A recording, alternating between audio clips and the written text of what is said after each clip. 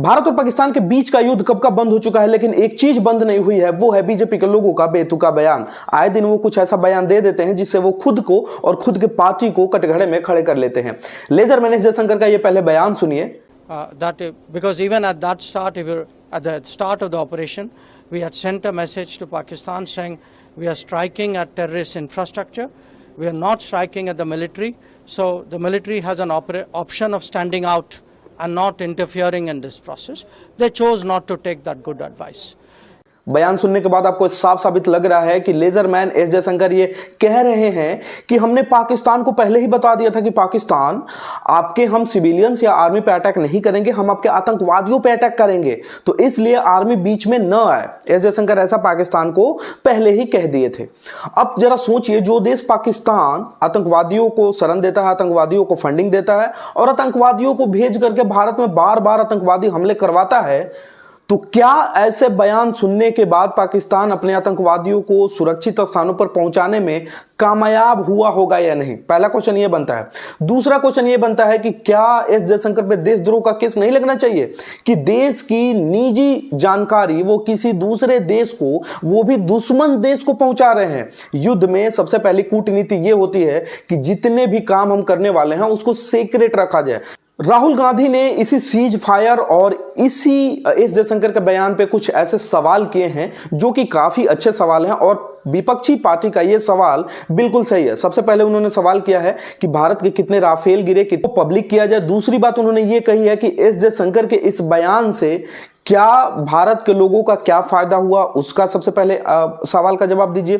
तीसरा उन्होंने कहा है कि प्रेस कॉन्फ्रेंस सत्ता पार्टी कब कर रही है, और चौथा उन्होंने कहा है कि संसद का विशेष सत्र कब बुलाया जा रहा है और प्रधानमंत्री मोदी जी उसका नेतृत्व कब करेंगे।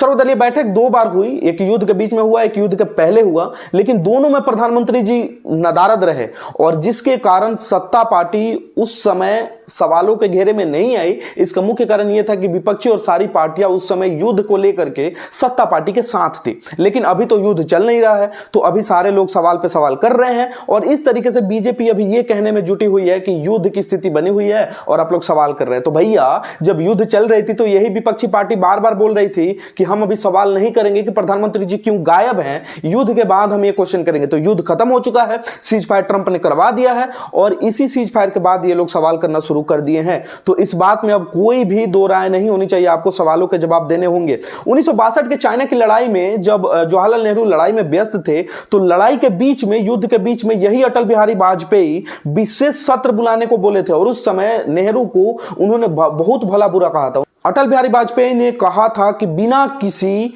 तैयारी के आप युद्ध में कैसे कूद पड़े, हमारी हार भी हो सकती है, इस तरह की बहुत बातें कही थी। तो वो एक समय था जब युद्ध के बीच में विशेष सत्र बुलाने का दावा किया गया था अटल बिहारी वाजपेयी के द्वारा, वो विपक्षी पार्टी के थे। और आज का भी एक समय है जब विपक्षी पार्टी युद्ध के बाद ऐसे विशेष सत्र बुलाने को बोल रही है, तो यही गोदी मीडिया, यही बीजेपी प्रवक्ता लोग आज विपक्षी पार्टी को देशद्रोही बता रहे हैं। लेकिन लेजर मैन एस जयशंकर के बारे में कोई कुछ नहीं कहेगा क्योंकि वो सत्ता पार्टी के हैं। इस देश के अब तक के सबसे बड़े दोस्त डोनाल्ड ट्रंप, ऐसा मैं क्यों कह रहा हूं, सबसे पहले ये वीडियो देखिए। Ladies and gentleman, I present to you my friend, a friend of India, a great American president mister Donald Trump.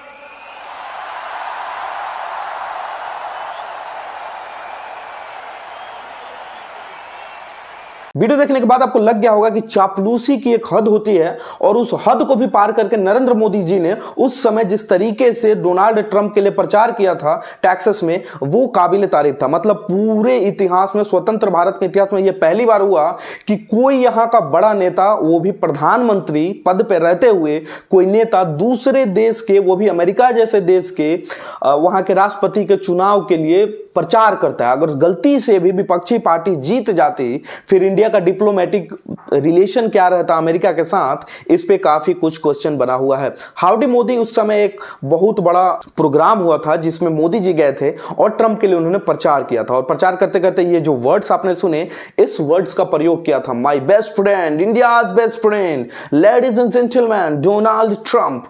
तो इस तरीके से मतलब भारत के इतिहास में यह पहली बार हुआ कि प्रधानमंत्री जी खुद जाकर के किसी पार्टी का प्रचार कर रहे हैं। तो यह मतलब सोचने वाली बात है कि किस तरीके का कूटनीति है। और यही डोनाल्ड ट्रंप 5 बार कह चुके हैं कि भारत और पाकिस्तान के बीच का युद्ध मैंने रुकवाया। एक बयान आया है डोनाल्ड ट्रंप का, जरा सुनिए उस बयान को।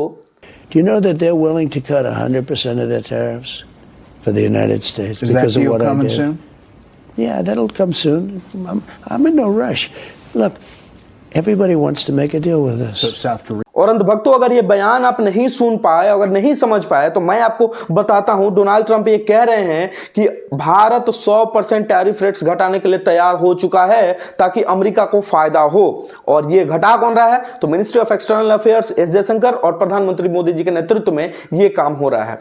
तो डोनाल्ड ट्रंप ये साफ कह रहे हैं कि अगर अमेरिका से भारत को व्यापार करना है तो उस व्यापार के लिए 100% टैरिफ रेट्स घटाने के लिए तैयार है ताकि अमेरिका को फायदा हो। अब ये सोचिए, क्या आपको ये चीज पता थी? बिल्कुल नहीं। क्या हमको ये चीज पता थी? बिल्कुल नहीं। तो ये जरा सोचने वाली बात है कि बिना किसी भारत के लोगों को बताए, बिना कोई प्रेस कॉन्फ्रेंस किए ऐसी बातें यूनाइटेड नेशन से, यूनाइटेड स्टेट्स से कैसे साझा की जा रही हैं, इस पे सवाल बनता है।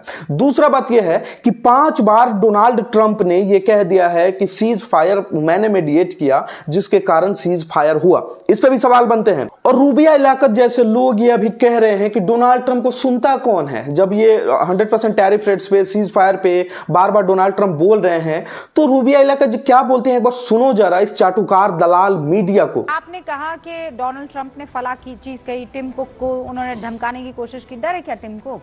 टिम कुक ने क्या कहा? उनके एप्पल ने क्या कहा कि देश में जो जहां पर हमने जैसी व्यवस्था रखी है वैसी की वैसी रहेगी। तो ट्रंप को कोई ना सुन रहा, आपको सुन रहे हैं हम यहाँ पर कि ट्रंप को दुनिया सुन रही। कौन सुन रहा है भैया? रूबिका जी, डोनाल्ड ट्रंप, रूबिका जी, अगर आप भूल गई हैं तो डोनाल्ड ट्रंप आज भी यूनाइटेड स्टेट्स के राष्ट्रपति हैं। और जब डोनाल्ड ट्रंप बोलते हैं तो पूरा विश्व सुनता है, अमेरिका को पूरा विश्व सुनता है। तो इस मीडिया से तो भरोसा उठ ही गया है। ऐसे चाटुकार दलाल पत्तल चाट मीडिया पे अब क्या ही भरोसा करे, जो ये कह रहे हैं कि डोनाल्ड ट्रंप को सुनता कौन है? यूनाइटेड स्टेट्स के राष्ट्रपति जब बोलते हैं तो पूरा विश्व सुनता है। रूबिया जी, दलाल मीडिया पूरा विश्व सुनता है। और अगर रूबिया इलाकत का कोई फैन है तो प्लीज कमेंट में मुझे गाली दे सकता है, लेकिन ऐसे लोगों के लिए पत्तल चाट शब्द का मैं प्रयोग करूंगा क्योंकि ये तलवे चाटती हैं। और पत्तल चाट तो उससे भी बड़ा हो गया, इसे तलवा चाट बोलना चाहिए रूबिया इलाकत को। मतलब ये मोदी भक्ति में इतना गमगीन हो गई है कि इसको अब डोनाल्ड ट्रंप की बातें भी नहीं सुननी है।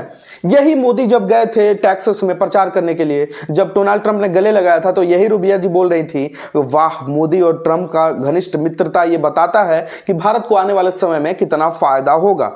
और यही रूबिका, यही चाटुकार रूबिका, दलाल रूबिका अब ये कह रही है कि अब डोनाल्ड ट्रंप को कोई नहीं सुनता। तो इसके बातों पर ध्यान नहीं देना है, ऐसे लोगों को बिल्कुल नहीं सुनना है। अब इस वीडियो की मैं समाप्ति करूंगा डोनाल्ड ट्रंप के उस 5 बयान से जो उन्होंने दिया है 5 बार, अलग अलग डेट्स में, अलग अलग समय में, अलग अलग जगहों पर। और ये उन्होंने कहा है कि पाकिस्तान और भारत के बीच का सीज फायर मैंने करवाया। और इसी के साथ मैं इजाजत लेता हूं, आप ये बयान सुनिए। नमस्कार। On Saturday, my administration helped broker a full and immediate ceasefire, I think a permanent one, between India and Pakistan. I said, come on, we're going to do a lot of trade with you guys. Let's stop it. Let's stop it. If you stop it, we're doing trade. If you don't stop it, we're not going to do any trade. My administration successfully brokered a historic ceasefire to stop the escalating violence between India and Pakistan. And I used trade to a large extent to do it. I said, fellas, come on, let's make a deal. Let's do some trading. It was a very important process. We got involved with India and Pakistan.